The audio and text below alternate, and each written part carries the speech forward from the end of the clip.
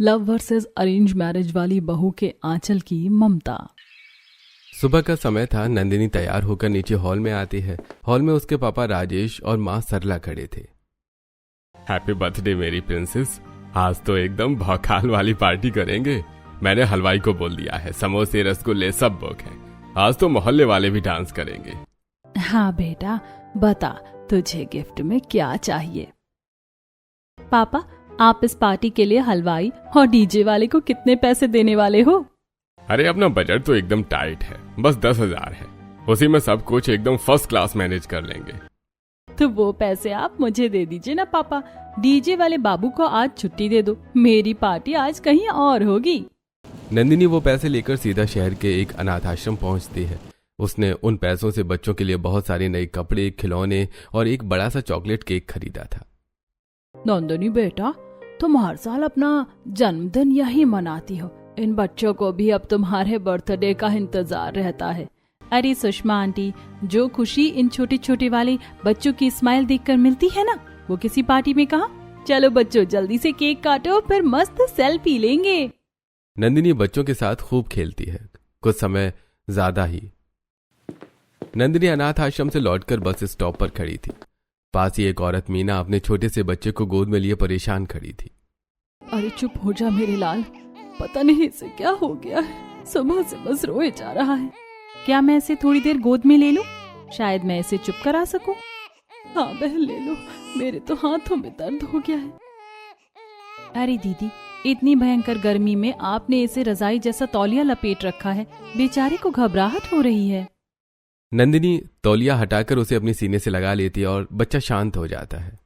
देखा, बच्चे को भारी कपड़ों की नहीं, बस माँ का आंचल चाहिए होता है। अरे वाह बहन, तुम तो अभी से इतनी समझदार हो। तुम्हारे बच्चे तो सच में किस्मत वाले होंगे। दूसरी तरफ अवनी अपने कमरे में बाहर जाने के लिए तैयार हो रही थी। तभी किचन से उसके 6 महीने के भतीजे के जोर जोर से रोने की आवाज आती है। अवनी, अरे यार, तुझे सुनाई नहीं दे रहा क्या कि गोलू रो रहा है? मैं गैस पर दूध उबाल रही हूँ, जरा इसे 2 मिनट के लिए गोद में ले लो ना। भाभी, मैं बाहर जा रही हूँ, मैं पहले से लेट हो चुकी हूँ और लेट नहीं होना चाहती। अरे तो बस 2 मिनट इसे पकड़ ले, मैं गैस बंद करके आती हूँ। भाभी, बच्चा आपका है तो संभालना भी आपको ही पड़ेगा। मुझे वैसे भी ये रोते हुए बच्चे बिल्कुल पसंद नहीं है। अवनी ये बोलकर वहां से चली जाती है। कुछ समय बीत जाता है। अवनी एक टैक्सी स्टैंड पर खड़ी होकर टैक्सी का इंतजार कर रही थी। पास ही एक औरत पल्लवी का 1 साल का बच्चा बहुत जोर जोर से रो रहा था। मेरा बाबू चुप हो जा, ले फोन में गाना सुन ले, रो मत बेटा। सुनो, क्या आप अपने बच्चे का ये वॉल्यूम कम कर सकती हैं? मेरा सर दर्द से फटा जा रहा है। ये लड़की, जुबान संभाल कर बात कर। बच्चा है कोई मशीन नहीं जो बटन दबाते ही चुप हो जाएगा। आज बकवास कर रही है, जब खुद माँ बनेगी ना तब पता चलेगा तुझे। ओ प्लीज, मुझे कभी माँ नहीं बनना, बच्चे सब बेकार होते हैं। अवनी वहां से चली जाती है। ऐसी समय बीत जाता है। सुजाता अपने परिवार के साथ हॉल में बैठी हुई थी। सुनिए जी, मैंने अपने विनोद के लिए एकदम चांद जैसी और संस्कारी लड़की ढूंढ ली है। कल हम लोग उसे देखने उसके घर जा रहे हैं। अरे अच्छा है, घर में एक बहू आ जाएगी। अरे क्यों, विनोद की शादी होते ही मैं अपने इस छोटे नवाब विकास के लिए भी लड़की ढूंढ लूंगी, फिर घर में 2-2 बहुएं होंगी। अरे माँ, मुझे ना आपसे कुछ इम्पोर्टेंट बात करनी थी, वो मेरी शादी को लेकर। अरे अभी कोई बात नहीं, अब मुझे अभी मार्केट जाना है, कल लड़की वालों के घर जाना है तो शॉपिंग भी करनी है। सुजाता वहां से चली जाती है। दोपहर का समय हो जाता है। शहर के एक पार्क में विकास और अवनी बैठे थे। अवनी, मैटर एकदम सीरियस हो गया है यार। मेरी माँ किसी की नहीं सुनती। वो भाई की शादी के तुरंत बाद मेरी शादी किसी टिपिकल संस्कारी लड़की से करवा देगी। लव मैरिज तो मेरी माँ की डिक्शनरी में है ही नहीं। अब हम क्या करें? और तू सोच रहा है मेरे पापा मुझे फूलों की माला पहनाकर विदा करेंगे? वो भी मेरे लिए लड़के ढूंढ रहे हैं। अगर हमने अभी कुछ नहीं किया ना विकास, तो हमारी लव स्टोरी का तो एकदम दी एंड हो जाएगा। तो फिर एक ही रास्ता है, अब हमें भागकर शादी करनी होगी। शादी होने के बाद तो माता पिता एक्सेप्ट कर ही लेंगे। डन, इसके अलावा और कोई ऑप्शन भी नहीं है। अगले दिन सुजाता, अशोक और विनोद नंदिनी के घर पहुंचते हैं। वाह सरला जी, आपकी बेटी तो एकदम लक्ष्मी का रूप लग रही है। तभी बाहर से एक छोटे के रोने की आवाज आती है। नंदिनी जल्दी से बाहर जाकर देखती है। अरे कामिनी भाभी, आप इसे ये डब्बे वाला सूखा दूध क्यों पिला रही हो? ये भी बहुत छोटा है, इसे भूख लगी है और इसे सिर्फ अपनी माँ का दूध चाहिए। ये बाजार वाला दूध तो एकदम बेकार होता है बच्चों के लिए।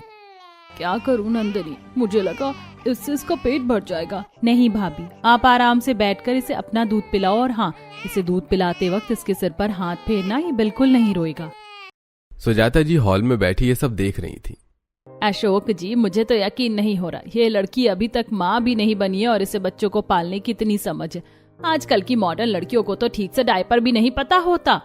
मुझे तो ये लड़की पसंद है, रिश्ता पक्का समझो। आंटी जी, मुझे छोटे बच्चे बहुत पसंद है। मेरी बच्ची, तूने तो आज मेरा दिल ही जीत लिया। कुछ समय बीत जाता है। विनोद और नंदिनी की शादी हो चुकी थी। नंदिनी का गृह प्रवेश हो रहा था। सुजाता हाथ में आरती की थाल लेकर खड़ी थी। तभी अचानक विकास और अवनी गले में वरमाला पहने वहां आ जाते हैं। ये क्या है विकास? और ये लड़की कौन है? और तूने इससे शादी कर ली? क्या किया तूने? माँ, ये अवनी है। हम दोनों एक दूसरे से प्यार करते हैं। मुझे पता था आप नहीं मानेंगे, इसलिए हमें यह कदम उठाना पड़ा। निकल जा मेरे घर से। मुझे ऐसी बहू नहीं चाहिए जो मेरी पसंद की ना हो। अरे सुजाता, शांत हो जाओ। अब जो हो गया सो हो गया। अगर आज हमने अपने बेटे को घर से बाहर निकाला तो दुनिया ताना मारेगी कि अपनी पसंद की शादी की तो माँ बाप दुश्मन बन गई। बेटा तो अपना ही है ना, अब क्या इसे सड़क पर छोड़ दें? माँ जी, अब गुस्सा छोड़ दीजिए। ये अब इस घर की बहू बन चुकी है। आप बड़े हैं, बड़े दिल से इन्हें आशीर्वाद दे दीजिए। ठीक है, सिर्फ तुम लोगों के कहने पर मान रही हूँ। अब आजा अंदर। ऐसी कुछ महीने बीत जाते हैं। रात का समय था। सुजाता अपने कमरे में लेटी हुई थी और नंदिनी उसके पैर दबा रही थी। माँ जी, अब दर्द कैसा है? दर्द तो ठीक है बेटा, पर अब मेरा मन कुछ और चाह रहा है। देख विनोद, और तेरी शादी को काफी समय हो गया। अब जल्दी से कोई खुशखबरी सुना दे। मेरा बहुत मन है कि मैं अपने पोते पोतियों को अपनी गोद में खिलाऊं। उनकी शादी देखकर ही चैन से मरना चाहती हूँ। जी माँ। अगले दिन दोपहर का समय था। अवनी हॉल में सोफे पर बैठी अपने लैपटॉप पर कुछ कर रही थी। तभी सुजाता वहां आती है। बहू, तू कब सुना रही है खुशखबरी? काफी दिन हो गए तुम दोनों को भी। अरे माँ जी, क्या आपको पता चल गया? मैंने कल ही बड़ी कंपनी में जॉब के लिए एप्लीकेशन डाली थी और अब बस ज्वाइनिंग लेटर आने वाला है। बस कुछ ही दिनों में मैं काम शुरू कर दूंगी। अरे नहीं, मैं उस काम की बात नहीं करी, मैं बच्चे वाली खुशखबरी की बात कर रही हूँ। माँ जी, बच्चा कोई खिलौना नहीं है जिसे जब चाह ले आए। मुझे अभी अपने करियर पर फोकस करना है। मुझे कोई बच्चा नहीं चाहिए।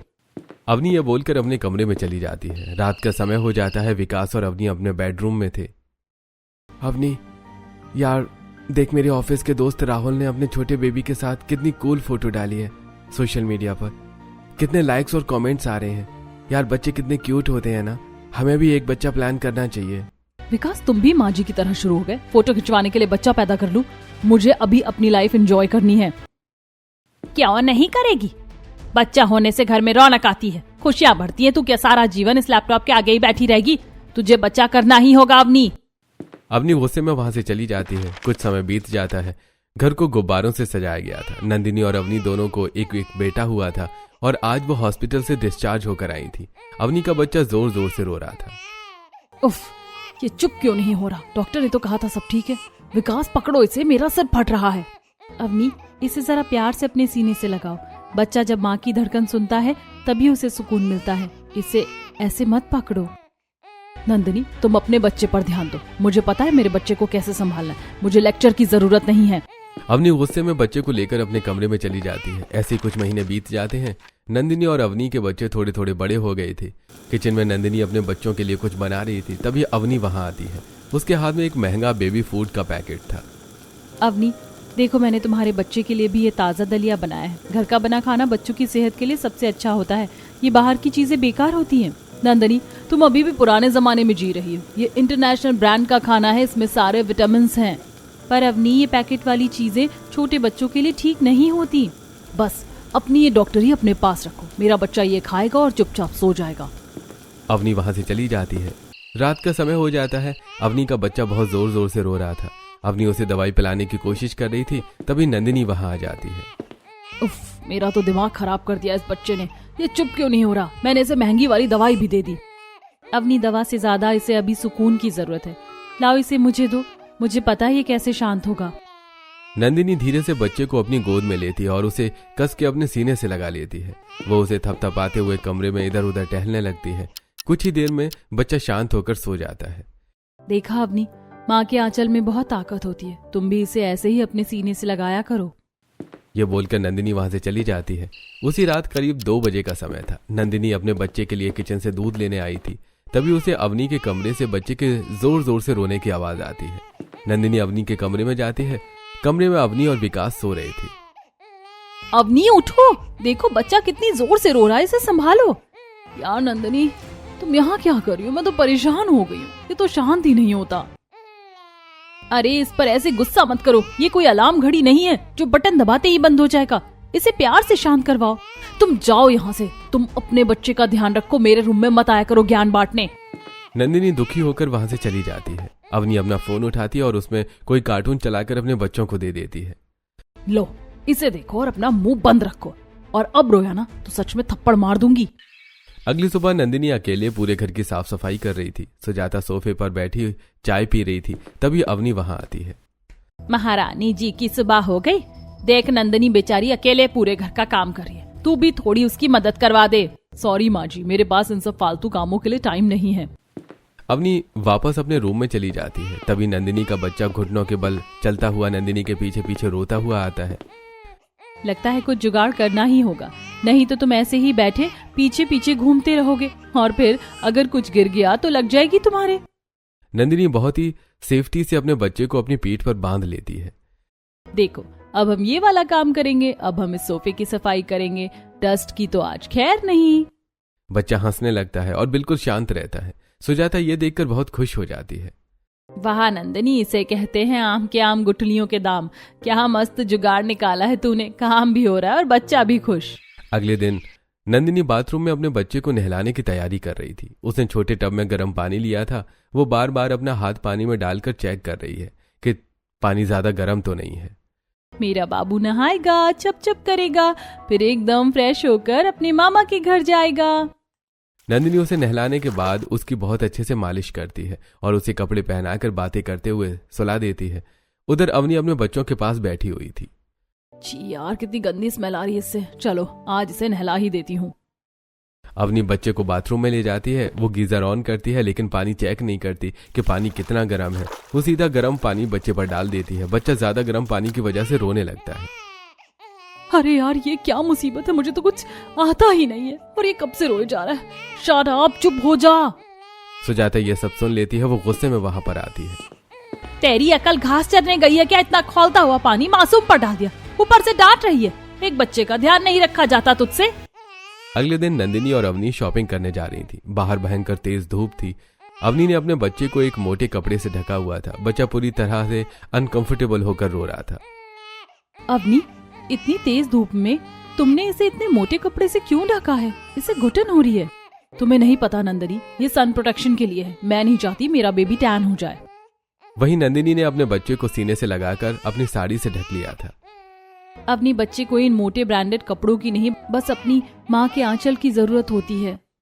शाम का समय हो जाता है। अवनी अपने रूम में बैठकर कानों में हेडफोन लगाकर फोन में मूवी देख रही थी। उसका बच्चा बिस्तर पर खेल रहा था और वो खेलते खेलते गिर जाता है। आवाज सुनकर सभी जल्दी से आते हैं। अवनी, तुम्हारा ध्यान कहाँ है? देखो तुम्हारा बेबी नीचे गिर गया है, इसे संभालो। अरे तो रोने दो ना, गिर जाने दो। गिरेगा तभी तो स्ट्रॉन्ग बनेगा। चोट लग गई तो लगने दो, मुझे नहीं पता। अवनी, ये क्या बेवकूफी है? अवनी गुस्से में बच्चे को उठाती है और उसे डांटना लगती है। बस शांत हो जाओ, दिन भर बस रोना रोना रोना। बच्चा अवनी की डांट सुनकर और ज्यादा जोर जोर से रोने लगता है। नंदिनी उस बच्चे को लेती है और अपने सीने से लगा लेती है। बच्चा शांत हो जाता है। अवनी, जो बच्चा होता है ना, वो अपनी माँ के आंचल में आकर अपना सारा दर्द भूल जाता है। थोड़ा फोन और लैपटॉप छोड़कर ये सभी सीखिए। हाउ डेयर यू, तुम मुझे सिखाओगी कि मुझे क्या करना है? तुम सिर्फ इस घर की बड़ी बहू हो, मेरे बच्चे की माँ नहीं। अपना ये देसी ज्ञान अपने पास रखो। अवनी अपने बच्चे को वापस ले लेती है। नंदिनी दुखी होकर वहां से चली जाती है। अगले दिन नंदिनी बालकनी में अपने बच्चे को थपथपा कर सुला रही थी। तभी वो नीचे देखती है कि सामने वाले घर की एक औरत अपने रोते हुए बच्चे को लेकर बहुत परेशान है। नंदिनी तुरंत नीचे जाती है। अरे रश्मि दीदी, क्या हुआ? बाबू क्यों रो रहा है इतनी देर से? पता नहीं नंदिनी, दूध भी पिला दिया फिर भी चुप नहीं हो रहा। मेरा तो सिर दर्द कर गया। दीदी, इसे ऐसे हवा में मत झुलाओ, इसे अपने सीने से लगा कर रखो। और हाँ, इसका डायपर चेक किया आपने? बच्चे अक्सर गीले डायपर की वजह से चिड़चिड़े हो जाते हैं। अरे डायपर तो मैंने सुबह से देखा ही नहीं, बस तो फिर डायपर जल्दी जल्दी चेक किया करो, और जब बच्चा ज्यादा रोए ना तो उसे कमरे में बंद रखने के बजाय थोड़ा ताजी हवा में बाहर टहला लिया करो। देखो कैसे मेरे सीने से लगकर चुप हो गया। अरे सच में ये तो एकदम शांत हो गया। मुझे तो ये सब पता ही नहीं था। थैंक यू नंदनी, तूने तो मेरी बहुत बड़ी टेंशन खत्म कर दी। मैं आगे से यही करूंगी। अगले दिन सुबह अवनी के कमरे से बच्चे के बहुत जोर जोर से रोने की आवाज आ रही थी। अवनी बच्चे पर बुरी तरह से चिल्ला रही थी।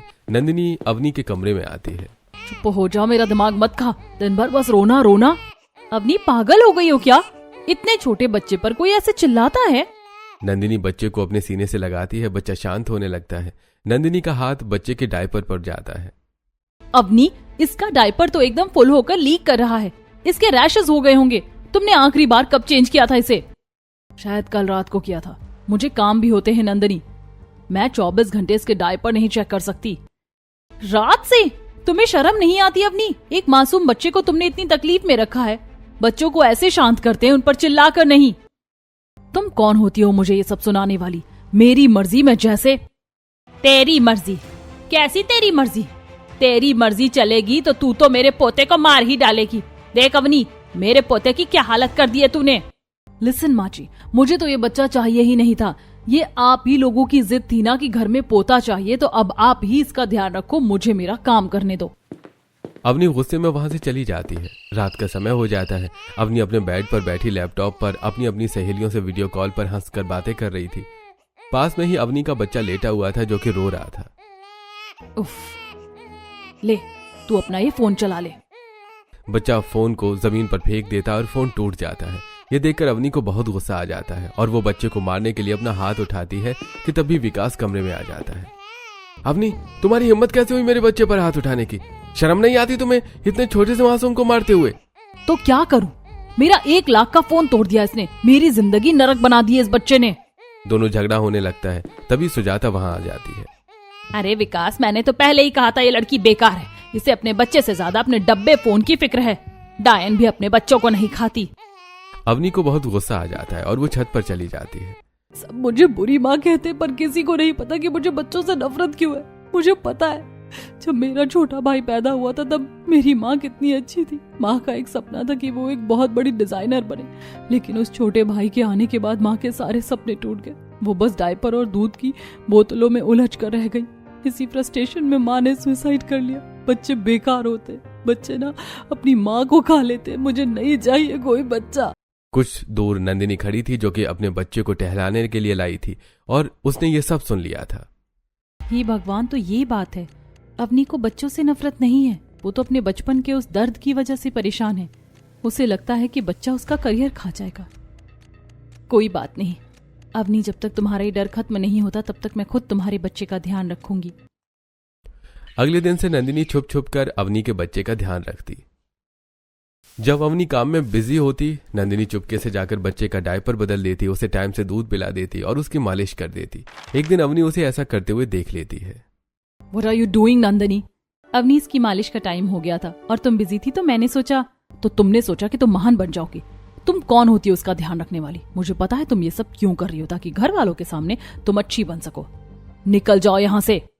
नंदिनी दुखी होकर वहां से चली जाती है। अगले दिन अवनी सुजाता के लिए बहुत सारी शॉपिंग करके लाती है। माँ जी, मुझे ना उस नंदिनी की नीयत कुछ ठीक नहीं लग रही। वो आजकल मेरे बच्चे के बहुत ज्यादा ही करीब आ रही है। मतलब तू क्या कहना चाहती है? अरे माँ जी, सीधा सा हिसाब है। वो मेरे बच्चे को मुझसे छीनना चाहती है ताकि आगे चलकर वो दोनों बच्चों पर अपना हक जमा ले और इस घर की प्रॉपर्टी में उसे डबल हिस्सा मिल जाए। वो बहुत चालू है माँ जी। वैसे ये छोड़िए, ये देखिए मैं आपके लिए ये डिजाइनर साड़ी और गहने लाई हूँ। अरे वाह बहू, साड़ी तो बहुत सुंदर है। और तू चिंता मत कर, मैं उस नंदिनी की अकल ठिकाने लगाती हूँ। लालच बुरी बला है, उसे मैं बताऊंगी। अगले दिन नंदिनी हॉल में अपने बच्चे को खिला रही थी, तभी सुजाता वहां आती है। नंदिनी, इसे ये हल्का खाना देना बंद कर। इसे गाय के दूध में खूब सारा घी डालकर पिला। एकदम हट्टा कट्टा और मोटा हो जाएगा अभी से। माँ जी, इतने छोटे बच्चे का पेट खराब कर देंगे। डॉक्टर भी मना करते हैं, ये सब चीजें इसके लिए अभी बहुत भारी हैं। ये बीमार पड़ जाएगा। मैं इसे ये सब नहीं खिला सकती। तेरी जुबान बहुत चलने लगी आजकल। मैं 2 बच्चों की माँ हूँ, तू मुझे सिखाएगी कि बच्चे कैसे पालते हैं? सुजाता नंदिनी से झगड़ा करने लगती है, तभी अवनी वहां आ जाती है। अरे माँ जी, आप क्यों इस गवार के मुंह लग रही हैं? आपको तो पता है ये तो है ही ऐसी, अपनी ही चलाती है। आप अपना बीपी मत बढ़ाइए। चलिए आप मेरे साथ मेरे रूम में चलिए। आप मुझे बताना, मैं अपने बच्चों को एकदम मोटा करना चाहती हूँ। अवनी सुजाता को अपने साथ ले जाती है। कुछ समय बीत जाता है। दोपहर हो गई थी। सुजाता अपने कमरे में मुंह फुलाए बैठी हुई थी। तभी नंदिनी उसके लिए पानी लेकर आती है। माँ जी, आप सुबह से मुझसे बात क्यों नहीं कर रही हैं? मैंने कुछ गलत कह दिया क्या? मैं तो बस बच्चे की भलाई के लिए बोल रही थी। तू रहने दे नंदिनी, तेरा असली रंग मुझे दिख गया है। तू समझती है मैं बुढ़ी हूँ, मुझे कुछ समझ नहीं आता। आप ये क्या कह रही हैं माँ जी? अब भोली मत बन। आज के बाद मुझसे बात मत करना और कान खोलकर सुन ले। अवनी के बच्चे से दूर रहना। मुझे सब पता है कि तू उसके बच्चे पर इतना प्यार क्यों लुटा रही है। तू चाहती है कि वो बच्चा भी तेरा हो जाए और कल को इस घर की प्रॉपर्टी में तुझे डबल हिस्सा मिले। लालची कहीं की। नंदिनी ये सब सुनकर बहुत ज्यादा दुखी हो जाती है और वहां से चली जाती है। शाम का समय हो जाता है। नंदिनी अपने कमरे में बैठी हुई थी। उसका बच्चा रो रहा था। मुझे पता है कि मेरा बाबू क्यों रो रहा है, क्योंकि जो बाबू ने कपड़े पहने उनकी सिलाई उसे चुभ रही है। लेकिन तुम फिक्र मत करो, अब तुम्हारी माँ तुम्हारे लिए अच्छे और मुलायम कपड़े सिलेगी। नंदिनी अपने बच्चों के लिए बहुत अच्छे अच्छे कपड़े सिलती है। मेरा राजा बेटा, अब कंफर्टेबल लग रहा है ना? ये बाजार के कपड़े तो बस दिखने में अच्छे होते हैं। तभी नंदिनी को याद आता है कि अवनी का बच्चा भी बाजार के कपड़ों में अनकंफर्टेबल होता है। नंदिनी तुरंत उसके लिए भी कपड़े सिलती है और चुपके से उसके कमरे में रखाती है।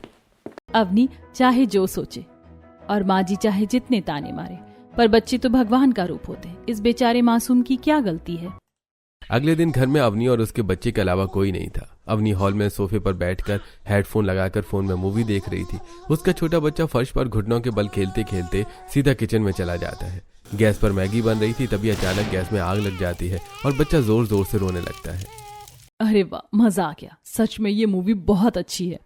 किचन में आग लग गई थी। अवनी का बच्चा रो रहा था, लेकिन अवनी को कुछ सुनाई नहीं दे रहा था। तभी नंदिनी अपने बच्चे के साथ वहां आ जाती है। सुजाता और विकास भी उसके साथ थे। तीनों बाजार से लौटे थे। अरे बाप रे, ये कैसा धुआं है? घर में आग लग गई है क्या? किचन से धुआं आ रहा है।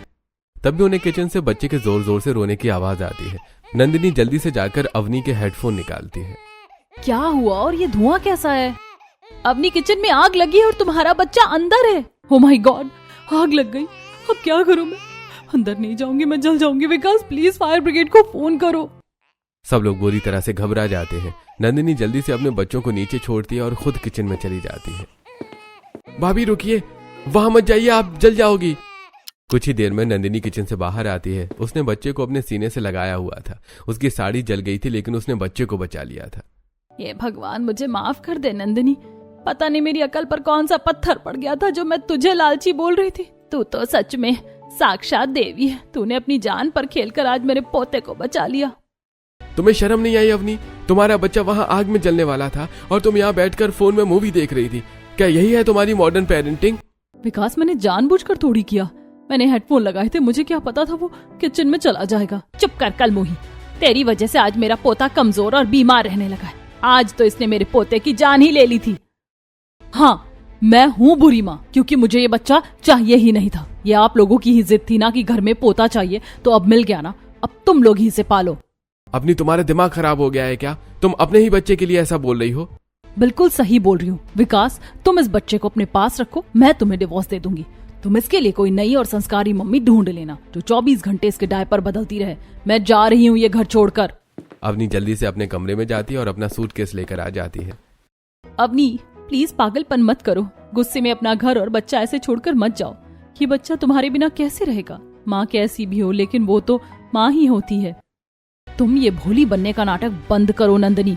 अंदर ही अंदर तो तुम बहुत खुश हो रही होगी ना। तुम्हें तो मेरा बच्चा ही चाहिए था। अब रख लेना इसे और इसके हिस्से की प्रॉपर्टी भी हड़प लेना, लालची। अवनी का बच्चा ये सब देखकर बहुत जोर जोर से रोने लगता है। मुझे एक बहुत बड़ी कंपनी से जॉब का ऑफर आ गया है। मैं अब वहां जाकर अपना करियर बनाऊंगी। मैं इन बच्चों के चक्कर में अपनी जिंदगी बर्बाद नहीं कर सकती। Good bye. अवनी वहां से चली जाती है। अगले दिन से नंदिनी अपने और अवनी के बच्चे का अच्छे से ध्यान रखना शुरू कर देती है। वहीं दूसरी तरफ अवनी अपने नए ऑफिस में बहुत एटीट्यूड में काम कर रही थी। हाँ बेबी, मम्मा शाम को जल्दी आएगी तुम्हारे लिए टॉय लेकर। बाय। तुम अपने बेबी को और इस जॉब को एक साथ मैनेज कैसे कर लेती हो? आई मीन सच बताना, कुछ मैनेज नहीं होता होगा ना? ये बच्चे तो सिर्फ करियर खराब करते हैं। अवनी, करियर तब खराब होता है जब हम अपने बच्चों को बोझ समझते हैं। मैं इसे बोझ नहीं अपनी ताकत समझती हूँ। तुम्हें शायद अभी ये बात समझ नहीं आएगी। सृष्टि ये बोलकर वहां से चली जाती है। रात का समय हो जाता है। अवनी अपने रेंट वाले एक छोटे से घर में बैठी हुई थी। फाइनली अब मैं आजाद हूँ, कोई रोना धोना नहीं, फुल आजादी है अब। लेकिन अवनी को बहुत अकेलापन महसूस हो रहा था। वो अपना फोन निकालती है, फोन में अपने बच्चे की फोटो देखने लगती है। नो अवनी, नहीं, बच्चे बेकार होते, तुझे कमजोर नहीं पड़ना है, तुझे अपनी माँ की तरह हारना नहीं है। कुछ महीने ऐसे बीत जाते हैं। आज अवनी की कंपनी में पार्टी और अवार्ड फंक्शन चल रहा था। अवनी ने एक बहुत ही डिजाइनर ड्रेस पहनी हुई थी और वो बहुत खुश थी। जस्ट वेट एंड वॉच, इस साल का बेस्ट एम्प्लॉय का अवार्ड तो मुझे ही मिलेगा। मैंने इस कंपनी के लिए अपने परिवार तक को छोड़ दिया है। और इस साल का best employ of the year award जाता है सृष्टि को। यह सुनकर अवनी हैरान रह जाती है। सृष्टि स्टेज पर जाती है और अवार्ड लेती है। Thank you so much. लोग अक्सर कहते हैं कि अगर एक औरत बच्चा पैदा कर ले तो उसका करियर खत्म हो जाता है, पर मैं कहती हूँ कि हम औरतें चाहें तो सब कुछ कर सकती हैं। मेरा जो बच्चा है ना, वो मुझे बहुत अच्छे से समझता है और मैं उसे। आप लोगों को जानकर हैरानी होगी कि मुझे सुबह उठने के लिए अलार्म की भी जरूरत नहीं पड़ती। मेरा बेटा रोज सुबह 3 बजे उठकर रोने लगता है और जैसे ही मैं उठकर उसे अपने सीने से लगाती हूँ वो एकदम शांत होकर सो जाता है। फिर मैं 3 बजे से उठकर अपने ऑफिस का सारा काम फिनिश कर देती हूँ। मेरा बेटा तो मेरा सबसे बड़ा सपोर्टर है, वो मेरी मदद करता है। हाँ, ये सुनकर हैरानी होगी लेकिन यही सच है। सृष्टि की बात सुनकर सभी लोग तालियां बजाते हैं। स्टेज के पीछे लगी बड़ी सी स्क्रीन पर सृष्टि और उसके छोटे से बेटे की बहुत सारी प्यारी प्यारी फोटोज और वीडियोस चलने लगती हैं। तभी सृष्टि का हस्बैंड अपने बच्चों के साथ वहां आता है। ये है मेरा बेटा और मैं बहुत खुश हूँ और गर्व से कहती हूँ कि मैं इसकी माँ हूँ। पार्टी धीरे धीरे खत्म होने लगती है। अवनी एक कोने में खड़ी होकर रो रही थी। तभी सृष्टि उसके पास आती है। अवनी, मैंने तुम्हारे बारे में सुना है। मुझे पता चला कि तुमने अपने करियर के लिए अपने घर और उस छोटे से मासूम को छोड़ दिया। मुझे लगता था कि बच्चे जिंदगी बर्बाद कर देते हैं। अवनी, बच्चे कभी बेकार नहीं होते। हो सकता है तुम्हारे साथ कोई ऐसा हादसा हुआ हो जिसने तुम्हारे मन में ये डर बैठा दिया, लेकिन इसका मतलब ये नहीं कि हर माँ की कहानी वैसी ही हो। अगर हम बच्चों को समझें, उन्हें सही टाइम पर खाना दें, सही टाइम पर डायपर चेंज और अपनी जिम्मेदारी अच्छे से निभाएं तो कोई प्रॉब्लम ही नहीं आएगी। तुम सही कह रही हो सृष्टि, गलती मेरी है। मुझे हर पल मेरे बच्चे के रोने की आवाज सुनाई देती है। मैं बहुत गलत थी। मैं आज ही जाकर सबसे माफी मांगूंगी। अगले दिन अवनी जल्दी से अपने ससुराल आती है। अवनी देखती है कि नंदिनी दोनों बच्चों के साथ खेल रही थी। दोनों बच्चे भी उसके साथ खेल रहे थे। बाजी विकास, नंदिनी मुझे माफ कर दीजिए। मुझे मेरी गलती का एहसास हो गया। मुझे मेरा बच्चा वापस दे दीजिए। खबरदार, जो एक कदम भी आगे बढ़ा है, चली जा यहाँ से। अब तेरा इस घर में कोई काम नहीं। तूने तो अपने स्वार्थ के लिए मुझे नंदिनी के खिलाफ भी भड़काया था। निकल जा यहाँ से। अवनी सबसे माफी मांगती है लेकिन उसको कोई माफ नहीं करता। वो दुखी होकर जाने लगती है। तभी अवनी का बच्चा मम्मा मम्मा कहते हुए रोने लगता है। वैसे तो ये मेरे सीने से लगकर शांत हो जाता है, लेकिन आज क्यों नहीं हो रहा? नंदिनी बच्चों को सीने से लगाती है लेकिन वो शांत नहीं होता। अवनी जल्दी से अपने बच्चों के पास आ जाती है और अपने बच्चों को अपने सीने से लगा लेती है। मेरा बच्चा, मुझे माफ कर दे मेरे लाल, मम्मा आ गई है। जो बच्चा अभी तक नंदिनी के अलावा किसी के पास शांत नहीं होता था, वो आज अवनी के सीने से लगते ही रोना बंद कर देता है। ये देखकर घर के सब लोग हैरान रह जाते हैं। माँ जी, देखा आपने, आंचल चाहे नंदिनी का हो या अवनी का, असली सुकून तो बच्चे को अपनी माँ के आंचल में ही मिलता है। लगता है कि भगवान ने भी तुझे माफ कर दिया अवनी, तभी तो ये बच्चा तेरे पास आकर इतनी जल्दी शांत हो गया। ठीक है, हमने भी तुझे माफ किया, लेकिन याद रखना, ऐसी गलती दोबारा इस घर में नहीं होनी चाहिए। कभी नहीं माँ जी, आगे से ऐसी कोई गलती नहीं होगी। दोस्तों, क्या आपको लगता है कि करियर और बच्चों को एक साथ संभाला नहीं जा सकता? जो अवनी ने किया, क्या वो सही था? और जो उसका बचपन का जो ट्रॉमा था, उसका जो डर था, क्या वो सही था? तो आप किसकी साइड हैं? अपनी राय हमें कमेंट करके जरूर बताएं।